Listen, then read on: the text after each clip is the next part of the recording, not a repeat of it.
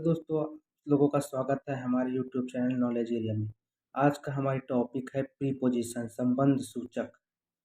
इसमें हम आपको संबंध सूचक को कैसे उपयोग किया जाता है, संबंध सूचक क्या होता है, उसकी परिभाषा क्या होती है, संबंध सूचक को कैसे पहचानते हैं, संबंध सूचक कितने प्रकार के होते हैं और विभिन्न प्रकार के संबंध सूचक या प्रीपोजिशंस को कैसे यूज़ किया जाता है और कैसे कैसे पहचाना जाता है, उसके बारे में हम आज इस वीडियो में आपको बताने वाले हैं। तो वीडियो को ध्यान से सुनिए और समझिए, ठीक है। पहले संबंध सूचक का परिभाषा बताते हैं कि कैसे उसे समझे, ठीक है। तो प्रीपोजिशन वे शब्द होते हैं जो किसी सेंटेंस के पहले जो किसी शब्द होता है उस सेंटेंस के पहले संज्ञा या सर्वनाम का संबंध उसी सेंटेंस के किसी दूसरे संज्ञा या सर्वनाम के साथ बताते हैं, उसे संबंध सूचक या प्रीपोजिशन कहते हैं, ठीक है। जैसे एग्जाम्पल से आपको बताता हूँ मैं कि the book is on the table, ठीक। The book is on the table ये एक एग्जाम्पल है, एक सेंटेंस है। तो इस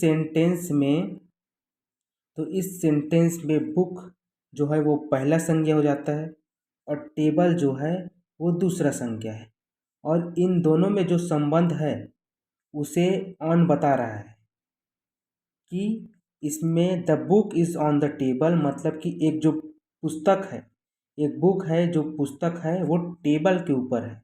तो ये दोनों जो संज्ञा है इन दोनों में संबंध बताने वाले शब्द को ही प्रीपोजिशन कहते हैं, और यहाँ पर संबंध बताने वाला शब्द ऑन है, इसीलिए यहाँ पर ऑन जो है वो प्रीपोजिशन है, ठीक है। एक बार और सुन लीजिए कि किसी सेंटेंस में पहले संज्ञा या सर्वनाम का संबंध उसी सेंटेंस के दूसरे संज्ञा या सर्वनाम के साथ बताने वाले शब्द को प्रीपोजिशन कहते हैं या संबंध सूचक कहते हैं, ठीक है। The books is on the table, book और टेबल के बीच संबंध बताने वाले शब्द ऑन को प्रीपोजिशन कहते हैं, ठीक है। प्रीपोजिशंस निम्न प्रकार के होते हैं, ठीक है। प्रीपोजिशंस ज़्यादातर जो यूज होते हैं वो प्रीपोजिशंस निम्न प्रकार के होते हैं, जैसे कि on, in, at, for, since आदि और बहुत से प्रकार, ठीक है। मेन यही होते हैं, सबसे ज़्यादा यही होते हैं, और क्वेश्चन भी इन्हीं में पूछा जाता है कि ऑन और इन में कौन सा आएगा प्रीपोजिशन, एट और फॉर में, सिंस और फॉर में कौन सा आएगा, ऑन इन एट में कौन आएगा, ऐसा करके। और प्रीपोजिशंस में देखिए, प्रीपोजिशंस में हमेशा पहला नाउन और दूसरा नाउन, ये समझने वाली बात है। प्रीपोजिशंस में हमेशा जो शब्द होता है उसमें पहला प्रीपोजिशंस हमेशा जो पहला सेंटेंस होता है, जो पहले मैं आपको बताया sentence the book is on the table वाले में, तो इसमें जो सेंटेंस है उसमें जो पहला नाउन है जैसे बुक और जो दूसरा नाउन है जैसे कि टेबल, इन दोनों के बीच में ही प्रीपोजिशन आता है, जैसे कि ऑन आया ना, इन दोनों के बीच में, बुक और टेबल के बीच में ऑन आया, तो यही प्रीपोजिशंस का स्थिति बताता है, ठीक है। प्रीपोजिशंस का मतलब जो है वो उसके और एग्जांपल्स देखते हैं, जैसे कि एक एग्जांपल से क्या होगा, एक दो और एग्जांपल देखते हैं। तो दूसरा एग्जांपल हम प्रीपोजिशंस के समझने की कोशिश करते हैं, जैसे books are in the box. यहाँ पर बुक्स भी संज्ञा है और बॉक्स भी संज्ञा है, लेकिन यहाँ पर जो इन है, बुक्स और बॉक्स, ये दोनों के संबंध बताने वाले शब्द जो इन है, यही यहाँ पर प्रीपोजिशन है। यहाँ पर क्या बताया जा रहा है कि जो एक बुक है, जो पुस्तक है, वो बॉक्स के अंदर है, इन मतलब अंदर होता है। तो जो बुक है, बुक्स जो बहुत सारे बुक्स है क्योंकि एस लगा है यहाँ पर, तो बुक्स है वो बॉक्स के अंदर है ऐसा बताया जा रहा है, इसलिए यहाँ पर बुक्स और बॉक्स के बीच इन प्रीपोजिशन है, ठीक है।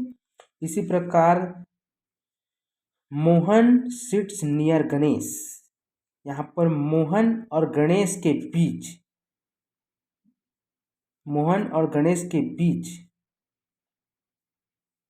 नियर जो है ये प्रीपोजिशन है, ठीक है। मोहन और गणेश के बीच जो नियर है वो यहाँ पर प्रीपोजिशन जो बता रहा है कि मोहन गणेश के पास बैठा है, ऐसा। तो यहाँ पर मोहन भी संज्ञा है, गणेश भी संज्ञा है, और इन दोनों के बीच जो संबंध बताया जा रहा है, दोनों संज्ञाओं के बीच जो संबंध बता रहा है वो नियर है कि उसके पास बैठा है, तो यहाँ पर प्रीपोजिशन है, ठीक है। तो प्रीपोजिशंस के प्रकार के बारे में जान लेते हैं। प्रीपोजिशंस 3 प्रकार के होते हैं। सिंपल प्रीपोजिशंस, कंपाउंड प्रीपोजिशंस और फ्रेज प्रीपोजिशन। ठीक है। सबसे ज़्यादा यूज सिंपल प्रीपोजिशंस होते हैं, जिसमें आते हैं on, at, in, for, since. ठीक है। कंपाउंड प्रीपोजिशन वो होते हैं जिसमें कोई एडजेक्टिव होता है, जैसे कि आप ब्यूटीफुल हैं, आप बहुत लंबी हैं, आप बहुत सुंदर हैं, ब्यूटीफुल हैं, आप बहुत इंटेलिजेंट है। तो इन सब में ए या ए बी जोड़कर उसके सामने में ए या बी जोड़कर